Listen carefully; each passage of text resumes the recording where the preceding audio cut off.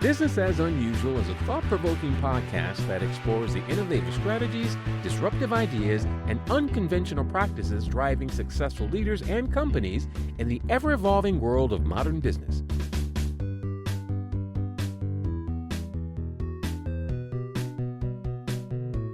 Subscribe, comment, and share for weekly inspiration with our host, Aisala.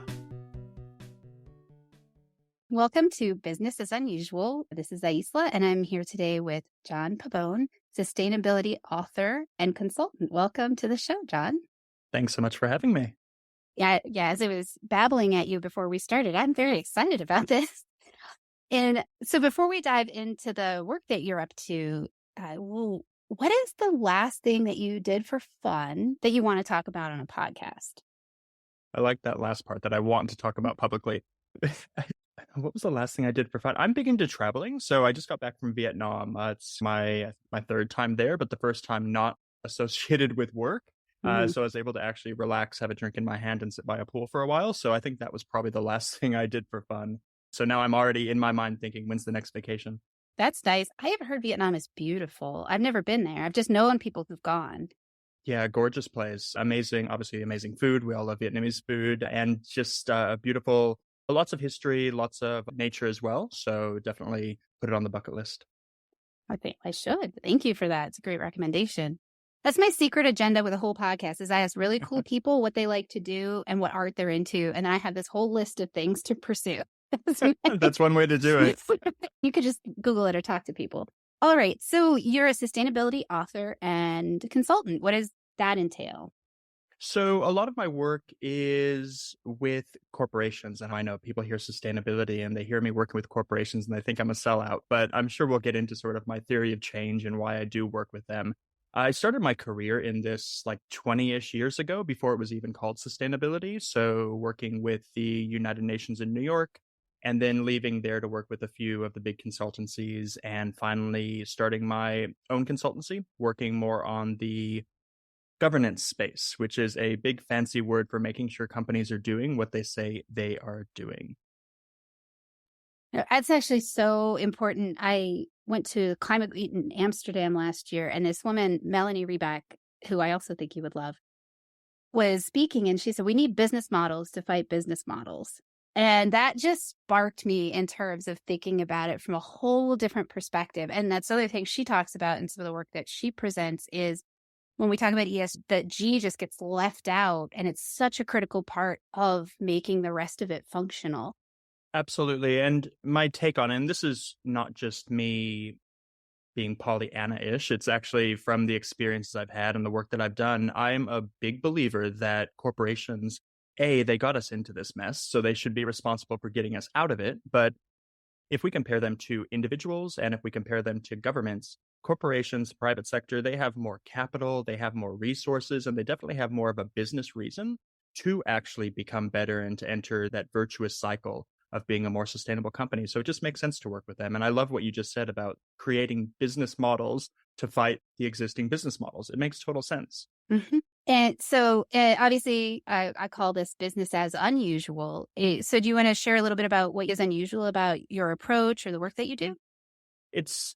For me, and certainly for a lot of the people I talk to, the unusual approach is that I am working with businesses versus being more on the activist side of things. I would not classify myself as an activist. Any stretch of the imagination. I call myself more a pragmatic altruist. So somebody who cares, but also is very structured and, again, pragmatic about the way I approach things. And that's what's led me to working with businesses. So I think that is the most unusual part. I'm not the only one doing this. There are heaps of people working with the business world to try to make them more sustainable, but we just don't get the PR to let people know that we exist. But I think that's definitely the unusual part. And then probably making it even more unusual is that I work in the most boring part of it all, which is the governance part. A lot of people, like you said, shy away from it or ignore it because it can be mind numbing sometimes, but I like it. Yeah, I have a passion for spreadsheets, so I can feel you on that. I don't know if I would go that far with myself, but more power to you. That's fair. What in your life or your past set the stage for this to be something that you see as a need or something that you're doing? Yeah, I thought about that. And some other podcasts I've done, people have asked this, especially if I go on one with a psychologist at the other end, and they'll start to psychoanalyze me and ask, what in your childhood No. caused this? And I don't think we're going back that far. I don't think there was actually anything in my childhood, any sort of trauma that would have led me to this, but it was by accident, professionally speaking. When I was living in New York, I had gone on a trip to Shanghai and thought, oh, this is amazing. Like, I've never experienced anything like this. It was a totally different world, totally eye-opening. And I got back to New York. At that time, I was still working with the UN. It was the height of the global recession, and everybody was really sad, and it was a depressing place to be. So I thought, John, bite the bullet, go and move to China. You call yourself a worldly person, go and do it. So I did, but I had to figure out a way to use all of my public sector experience that I had spent time in school and professionally gaining in a very commercial city. Shanghai is capitalism on steroids. So I fell into sustainability, which is the marriage of the public sector and the private sector. And the rest is history. I thought I would be in Shanghai for a few years and give the sustainability thing a go. 10 years later, I was still there and looking for the next adventure. So I'm not there anymore. I'm currently in Australia, but certainly still in the public good space. I love that. Sorry, my brain just jumped into 4 different places at once and crashed together. That's my goal in life, is to make people do that. Oh, the success. Look at that. You've achieved your goal already. At 8 a.m., day's done. That's fantastic.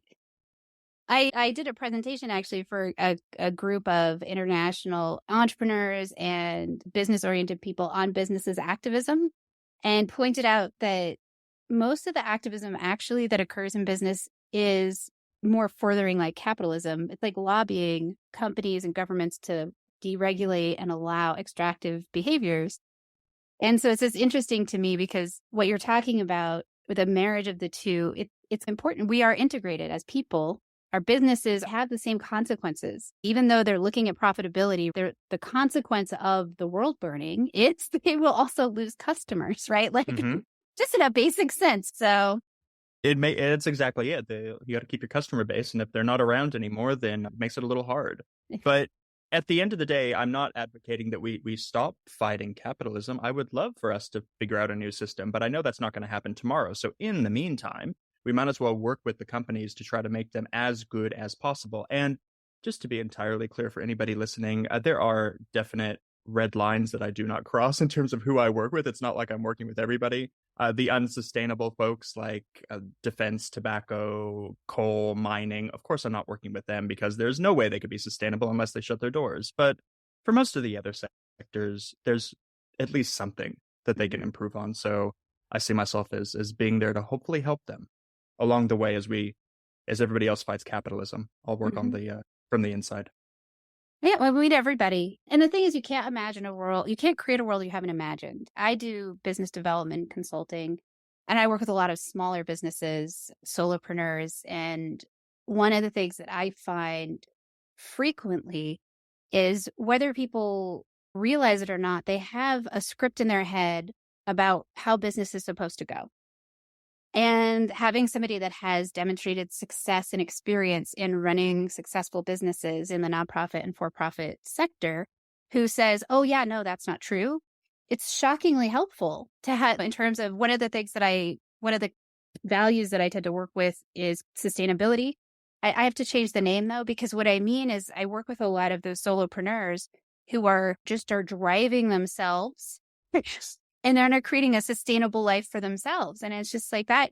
If it matters to you today, it's going to matter to you tomorrow. So you have to include that energy into the energy calculation of your inspiration into your equation.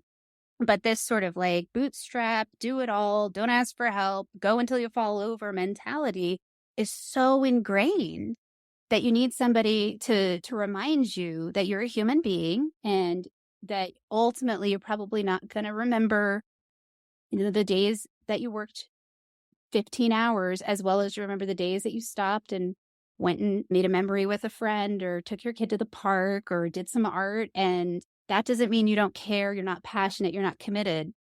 And that's on a smaller scale, obviously. But I feel like that's a lesson that consistently I have to relearn it. So I am lucky to be in a slightly different setup. So I can't imagine that a corporation having somebody like you come in and be like, oh no, you can be profitable and not be problematic. It's okay. You can actually do both.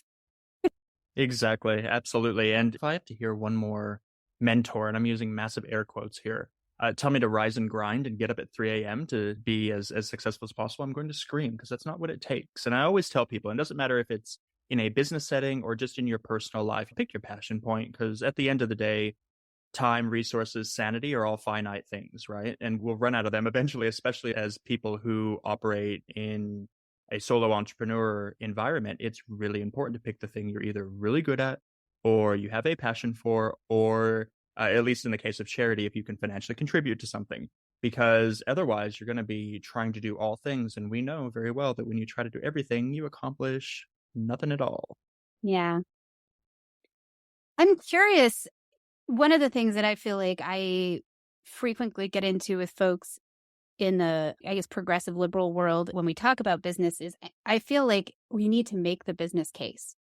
Not because that's the most important thing, but when you're talking to a business, you have to make the business case. So I'm curious if you have any tips, tricks, or thoughts about that.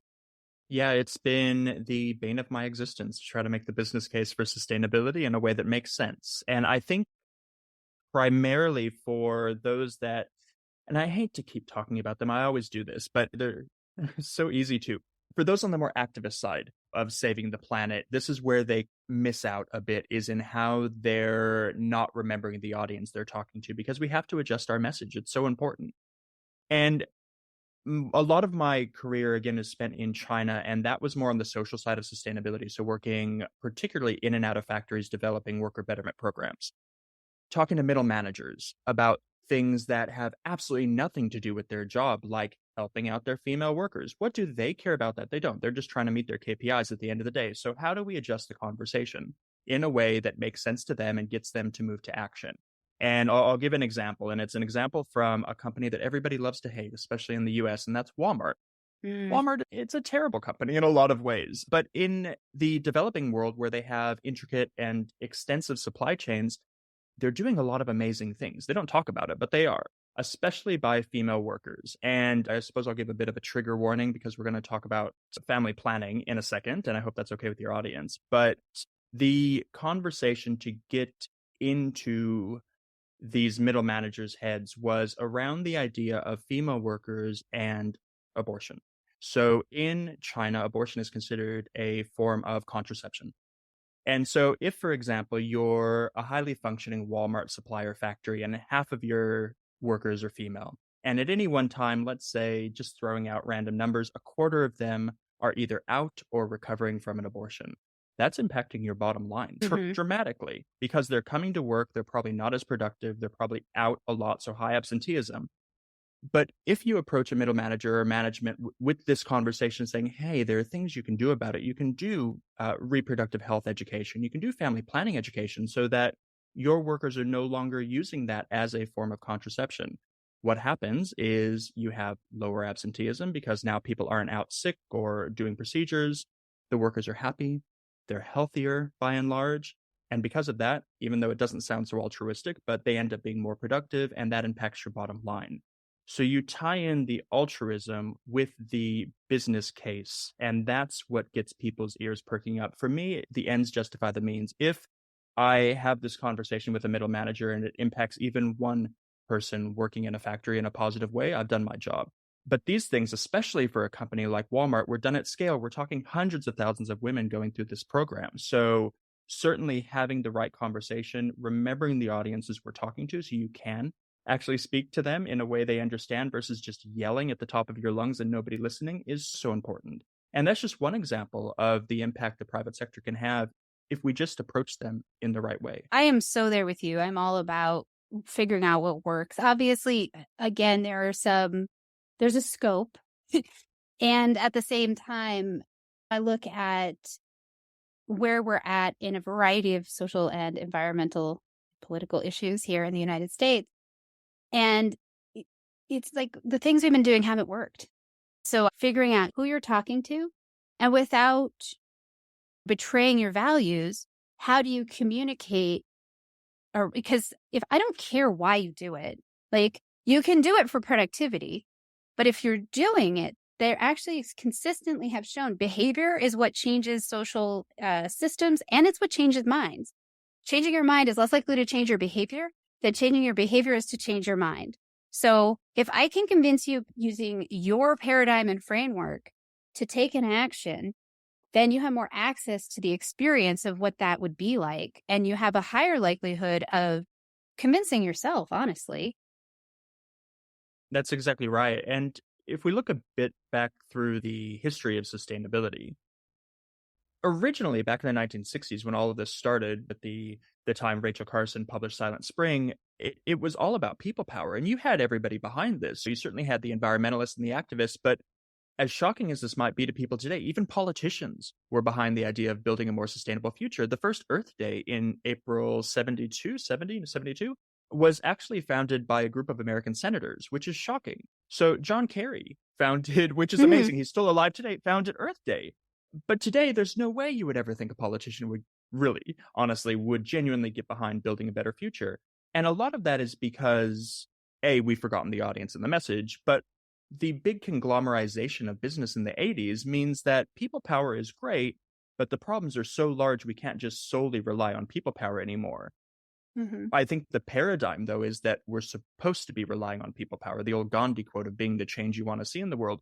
Yeah, that's great, but that's not going to cut it anymore. We've Mhm. realized that certainly people power isn't enough. Governments are not helping. There's an amazing web resource called the Climate Action Tracker. And what they do is they monitor how well every country is performing versus their Paris climate agreements, which are coming up, I think, next year.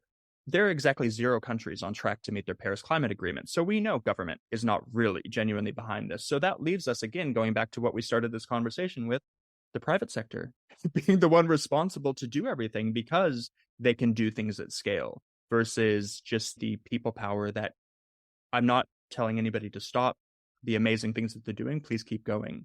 But don't separate your glass from your aluminum and sit back and think you've done your part because there's a lot more that needs to be done. I Yeah. feel that was a tangent to your comment, No, it but was here we great. are. I love it. I think it was John Oliver. I really love him. And he did a piece on what you're talking about, the recycling situation. And he said the really interesting thing about that is what they've done is you can't buy anything in the state. That's not true. It's very difficult to buy things that don't come with plastic and other Yeah. non-recyclable, non-decomposing items. But we've somehow turned it into personal shame rather than corporate responsibility.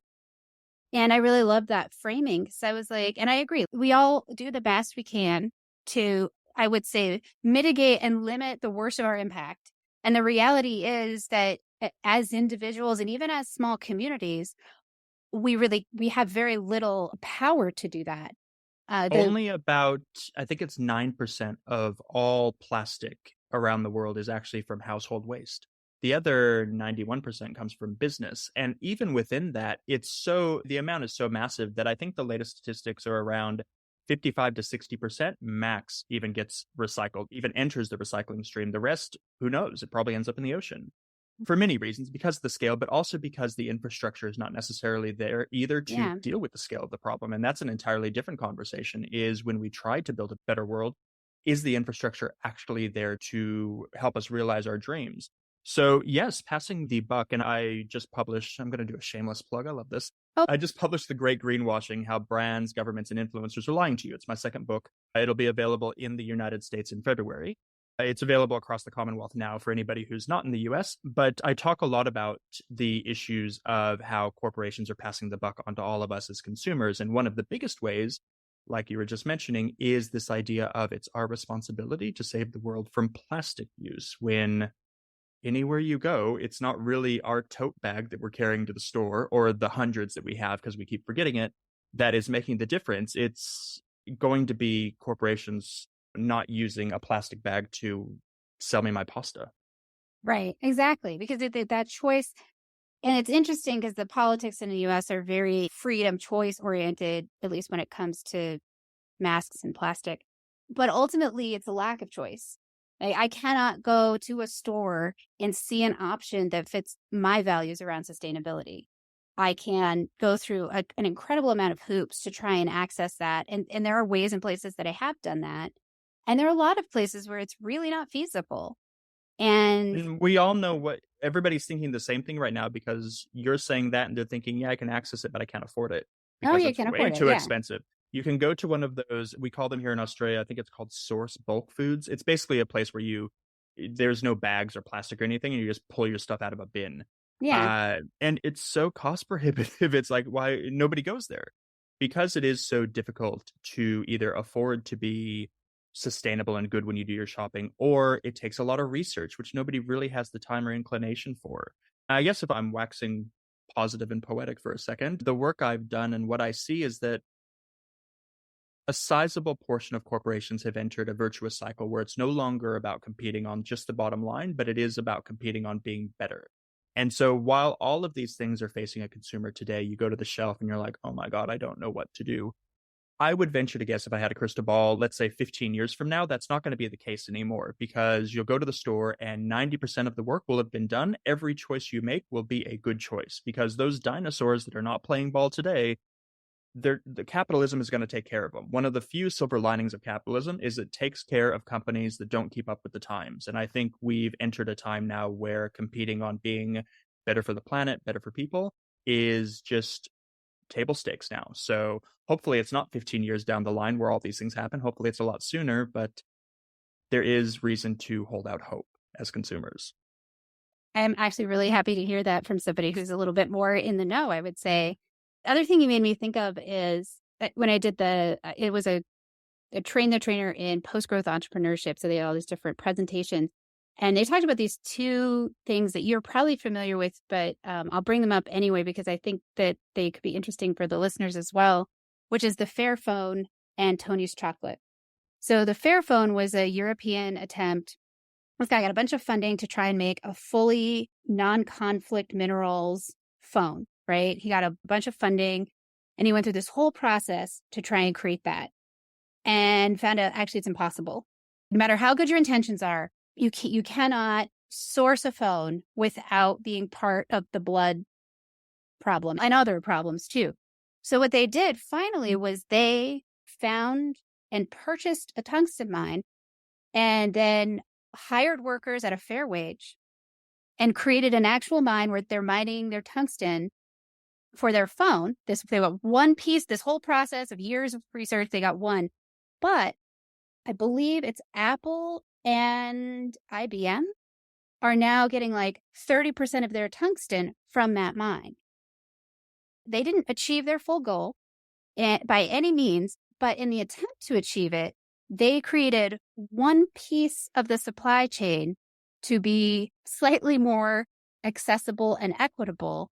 And that's what I see. I feel like one of the things that I see a lot in my progressive colleagues is there's this real ideological purity. If you haven't done it perfectly 100% all the way, you've sold out, you've betrayed us, you've failed. And I'm like, that's such a, in my opinion, poor perspective.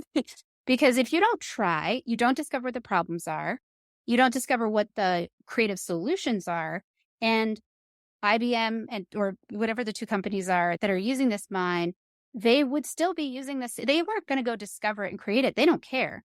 But if they have a choice between something that is problematic and something that is reasonably equal and not, possibly because of this virtuous cycle, they'll move towards that. But it has to be, someone else has to go find it. They're not going to look for it, in my opinion. So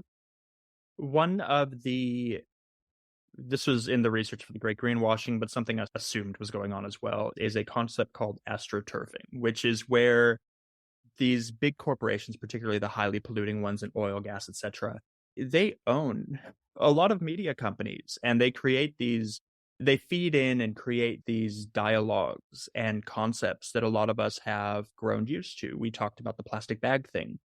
But there's two that are currently going on. One is doomism, right? Like we're screwed. Don't worry about it. Just stop doing what you're doing. That's pushed by them. But the other one is this idea of the perfect environmentalist. There's no such thing as a perfect environmentalist. None of us are. I think I'm probably wearing something from fast fashion at the moment, right? Oh no. But it's not about being perfect. And the more we strive for that, the more we're going to just burn ourselves out. So for everybody listening, you don't have to be perfect. But what we do need to do, going to your example about the tungsten mine, which is fascinating, I'll have to look up a little bit more about it, is we need to be moving the needle in the right direction.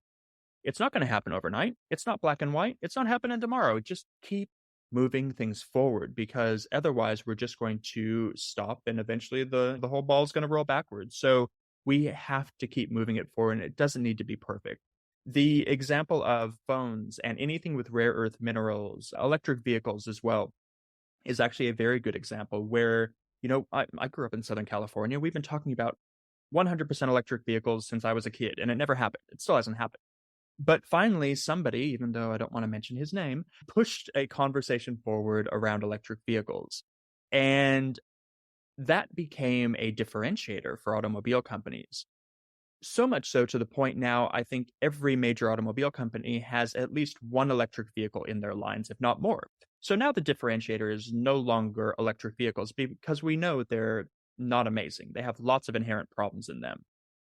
But are they better than a combustion engine? Absolutely. So now, because companies are no longer competing on just having an EV, they need to think further ahead. And some of the automobile companies that I do work with are already looking at what is next beyond electric vehicles. How do we make a better electric vehicle, a more sustainable one? Or do we scrap that idea entirely and create something that doesn't need rare earth minerals, that isn't so problematic? We keep moving the needle forward and onward and upward to create a more sustainable future.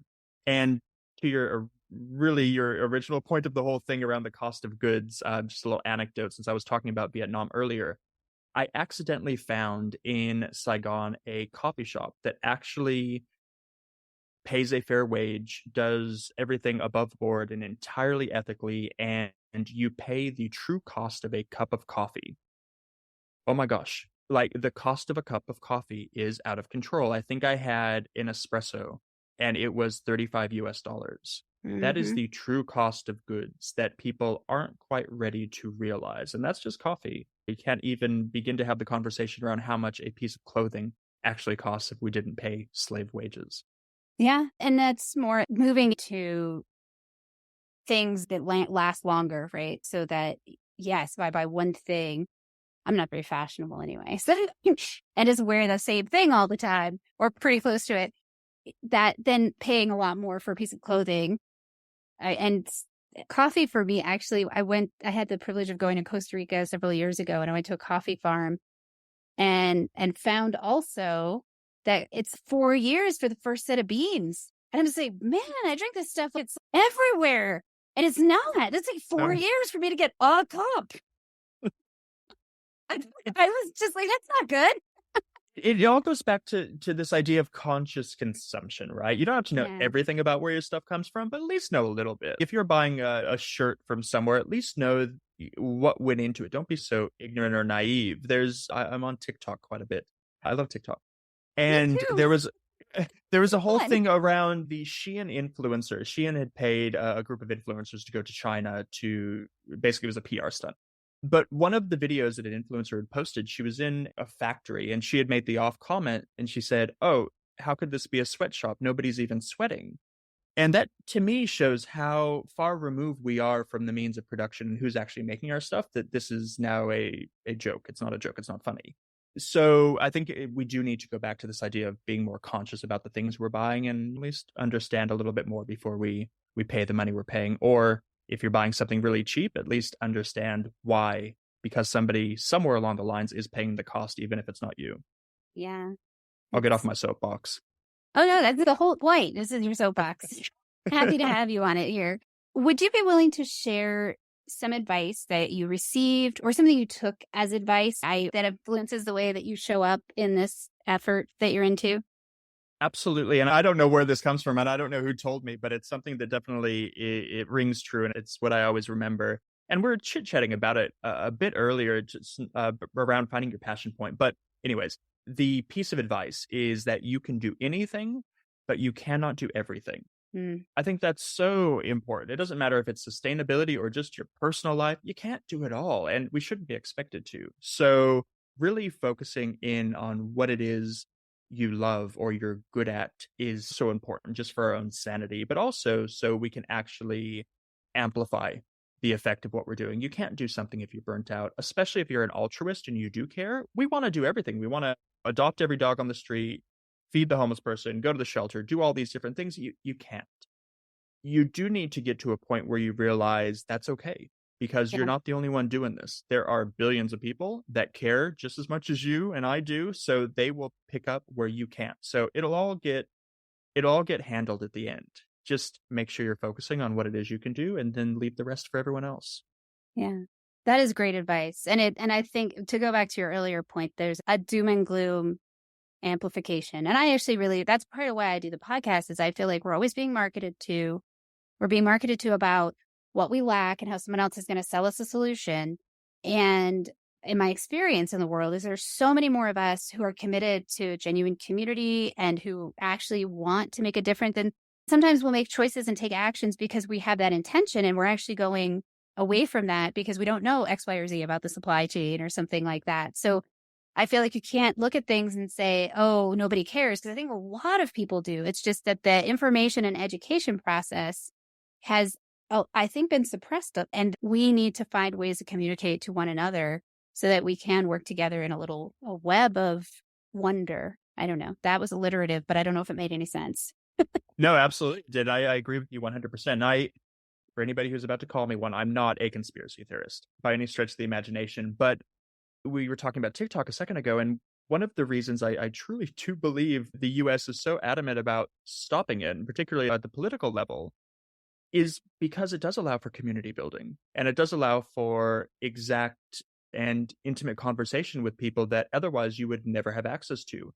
Global media is owned by just 6 corporations. So Mm-hmm. you have 6 boards of directors that are honestly probably pale, male, and stale, telling us exactly what we should think, what we should do, and how we should live our lives. So anything that upsets that status quo, to your point earlier about different paradigms of thinking, is going to shake those in power down to their core. So I really do think that's why they don't want us communicating, Mm-hmm. because it does eliminate the need for an us versus them dialogue, which is ideally where we want to go if we want to make any change at all. We don't want us versus them. It's just us. Yeah, we're all here together on the same planet. There's no planet B. I actually feel that TikTok, I was listening to some of the Senate conversations around it, and they were like, oh, it's so invasive. And I'm like, it's not more invasive than Facebook. It just doesn't have the same corporate agenda. Like the Chinese don't care if we talk across racial divides and unify around things. So they don't decrease that access. And therefore, what you said, like we get to engage with people from different perspectives and learn together and realize, oh, we all actually genuinely have pretty similar desires. Even if we wouldn't necessarily want to chill together, maybe we have different like day-to-day interests. Our overall desires are very much in sync, but we end up focusing on the day-to-day interests as being divides instead of the genuine like life goals and desires that we share. And then we are alone and isolated and we are really ineffective. Whereas if we come together, so I don't think I'm a conspiracy theorist, although I do figure even if they aren't having a conspiracy, they probably all have a group chat or something, right? Yeah, for sure. But I do think that there is something Where to TikTok can't access the Wi-Fi. Yes. that. Yeah. Why do we have octogenarians deciding things around technology? I don't understand, but that's a different conversation for a different day. Yeah. And honestly, people making decisions about stuff that they will never have to face. Yes. That really is hard. And especially the younger generation that I'm connected to, they're like, that's really frustrating. In 10 or 15 years, this is going to be really hard and we have to deal with it and they're going to be probably dead.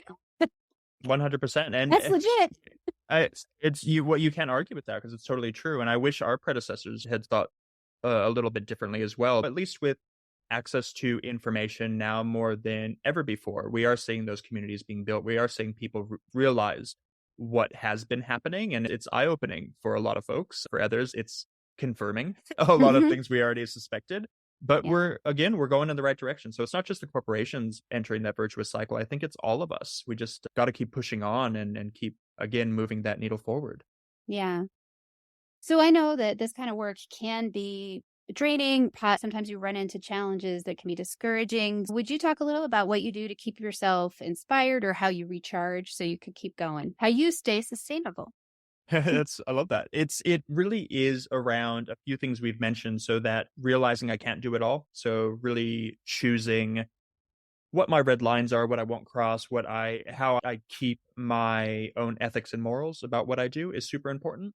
But also remembering the big picture. So thinking holistically about everything that's going on, the positive trends I've seen, really reflecting back on where we were just 5 years ago versus where we are now. It's a very different world, but one that is going in the right direction. So these are the things that get me out of bed in the morning.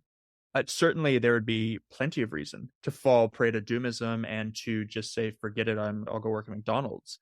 But because I have seen such positive movements, and I do see the general potential for the work that I do, that's what does it. Yeah, if I didn't see that, I would probably give up. But at least for the time being, it's happening, and it's happening in a good way. And So if you ever see me hang up my boots, you'll know something's going wrong. I'll be like, what's going on? Yeah. Are you okay? So what does success look like to you? At the end of the day, anybody who's in sustainability as a profession, the goal, the thing you should have in the back of your head when you wake up in the morning is, today I'm putting myself out of a job. That should be it. It's not an attainable one by any stretch of the imagination. I will have job security the rest of my life. I know that. But our goal should not be perpetual employment. We should not need to do the things we do. So that's what success looks like the day I put myself out of a job because I'm no longer needed. I like that. Who do you typically work with or who thrives with your service? It's interesting. When I started the business, Fulcrum Strategic Advisors, I thought I would just work with big companies because that's been my MO pretty much my whole consulting life. But interestingly, they still serve as part of the segment. But the other big segment are small and medium enterprises who realize the approach is very different. They realize that embedding sustainability and sustainable practices at the beginning of their creation, it makes perfect business sense. They understand the long-term vision of it, but from a valuation perspective, obviously investors love that. So I like people that approach this from a very realistic perspective, where money is part of the conversation at the very beginning. For corporations, though, it's the same thing. It's about differentiation, keeping ahead of the market, keeping their consumers happy, and responding. So it's those two groups, but the SMEs were a bit of a surprise. But I actually like working with SMEs more, which I'm sure you can understand. I definitely can. So for folks that are listening and they're like, oh, I know someone who could use that service, or I want to read your book, or I just think you're cool and I want to follow your TikTok. What's the best way for them to find what you're up to and reach out, get in touch, that kind of thing? Yeah, absolutely. It's just my personal website, so johnpabon.com, and I'm sure it'll be in the show notes. And feel free to give me a follow on TikTok. It's John A. Pabon on TikTok. I'm trying to grow my following. I've been all right. I don't dance, so don't expect any dancing on there. Now I'm going to follow you and just be like, why aren't you dancing? Why aren't you dancing? Come on, dance, monkey, dance. Exactly. And then would you like to talk a little bit about your book or when that releases? Absolutely. So I have 2 books to my name. The first one is called Sustainability for the Rest of Us. I don't know if we can use profanity. You're no BS, 5-point plan for saving the planet. That's been out since 2020. Available all over the world. Definitely check it out through my own personal website. You can find the links to where you can get it, depending which market you're in. It's a very practical guide to how to save the planet.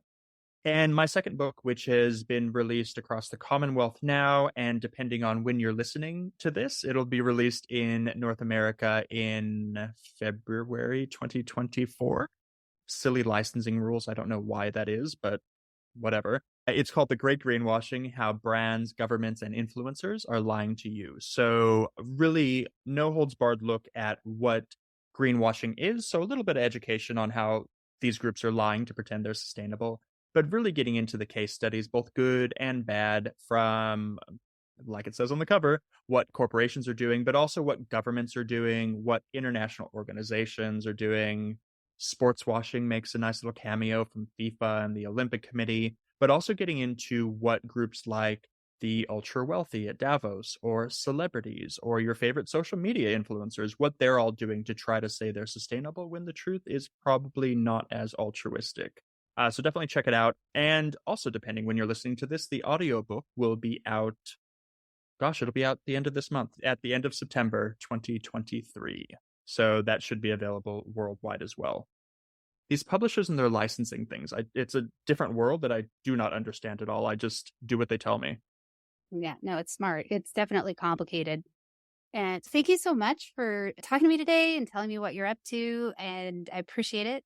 I look forward Absolutely. to talking to you again.